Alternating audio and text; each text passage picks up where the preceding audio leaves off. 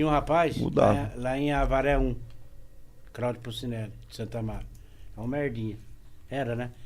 Ele tinha 3 caras matando ele na horta 1. Onde nós trabalhamos. Sim. Em Avaré. Eu também tava na horta dele. 3 caras inchadão com aqueles garfos de pegar capim. Nossa. E eu comprei a briga, entrei com tudo, dando enxadosada nos caras, tudo.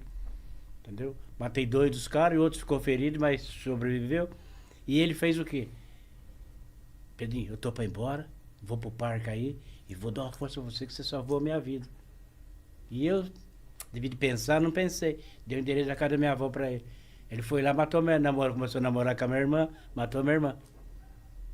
Mas qual o motivo que ele fez? Você ajudou o cara? Porque a minha irmã pegou os revólveres dele e escondeu debaixo do chiqueiro do porco. Porque a minha irmã usava droga também, tá? A Silvana. Usava droga, né? Roubou o revólver dele. Aí você conseguiu Mas ele achar tinha ele que fazer depois? o quê? Se ele tá vivo, graças a mim.